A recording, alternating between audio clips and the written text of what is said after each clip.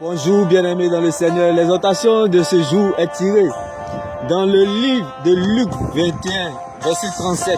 La Bible déclare que pendant le jour, Jésus enseignait dans le temple et il est allé passer la nuit, bien-aimés, à la montagne. Bien-aimés, le mont des Oliviers. J'aimerais t'annoncer cette bonne nouvelle, bien-aimés. Comme cette nuit, bien-aimé, comme cette saison en ta faveur, bien-aimé, j'implore la faveur divine dans ta vie au nom de Jésus. Bien-aimé, Méphibosheth, l'orphelin Méphibosheth, l'enfant de Jonathan, l'ami qui a encouragé David jusqu'à ce qu'il monte à la royauté. L'enfant Méphibosheth était dans l'abandon la plus absolue en brousse. Bien-aimé, il n'y avait pas de passe internet. En brousse, là où Méphibosheth, l'infime, l'enfant orphelin de Jonathan était. Mais bien aimé, il n'y avait pas de passe internet, il n'y avait pas de connexion. Mais la faveur divine a localisé Méphibosheth, bien aimé, afin que Méphibosheth puisse aller manger à la table des rois. Bien aimé, j'aimerais relâcher cette faveur divine dans ta vie en cette saison. Bien aimé, c'est la faveur divine qui a fait sortir Méphibosheth, bien aimé, là où il n'y avait pas de passe internet, là où il n'y avait pas de connexion, là où il n'y avait pas la vie, Méphibosheth est sorti de là et il a pu manger à la table des rois avec David, l'ami de son feu père, Jonathan, qui est décédé. Bien aimé, j'aimerais t'annoncer cette bonne nouvelle. C'est la faveur divine qui a fait sortir David de la vallée. C'est la faveur divine qui a fait sortir Joseph de la prison.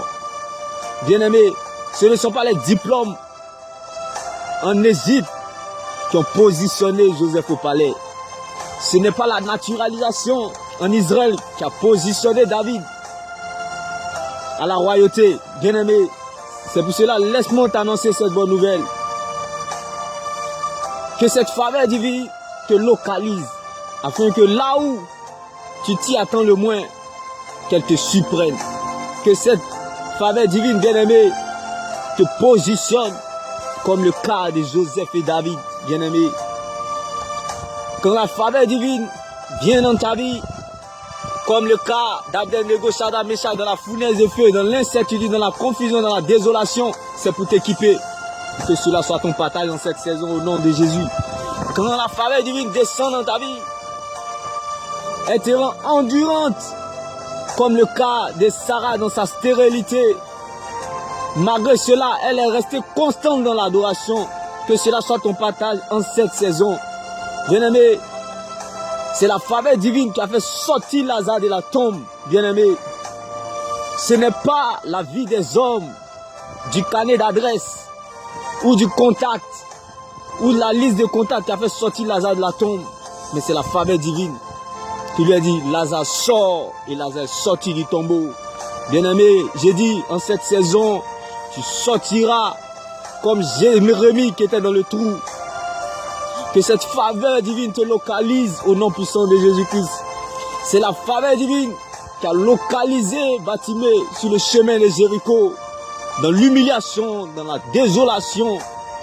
Bien-aimé, c'est la faveur divine qui a réveillé Ézéchiel dans l'incertitude. Bien-aimé, que cette faveur te localise en ce moment.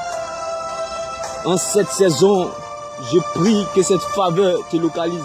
C'est la faveur divine qui a changé l'eau en vin.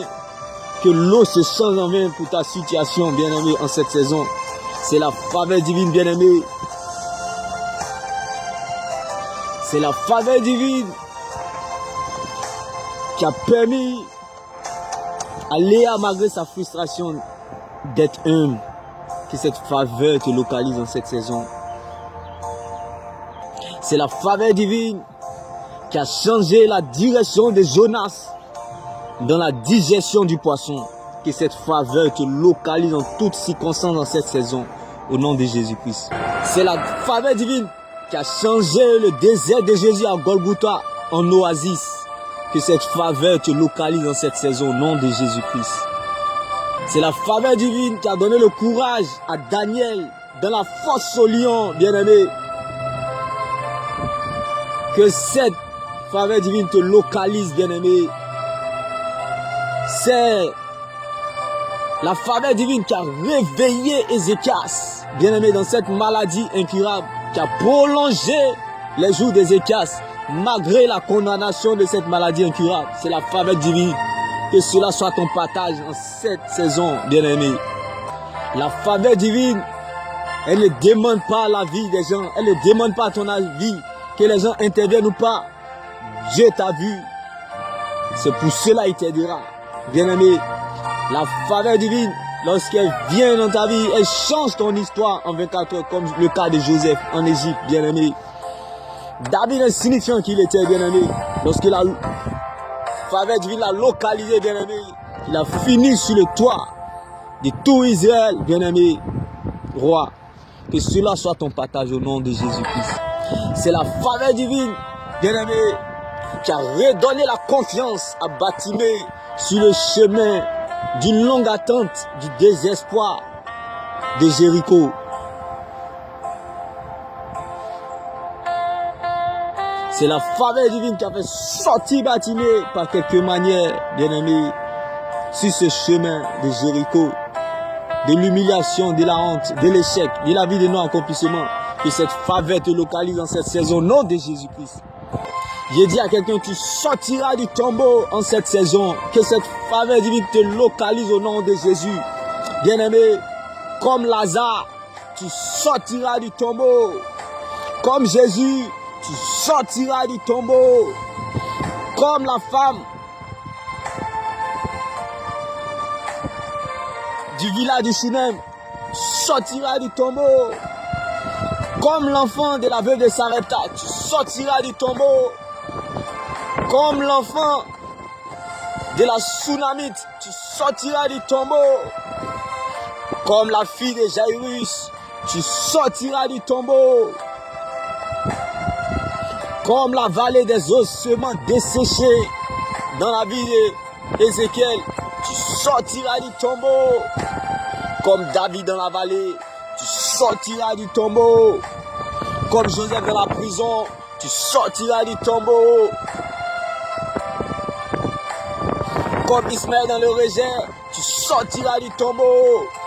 Comme Isaac dans la solitude, tu sortiras du tombeau.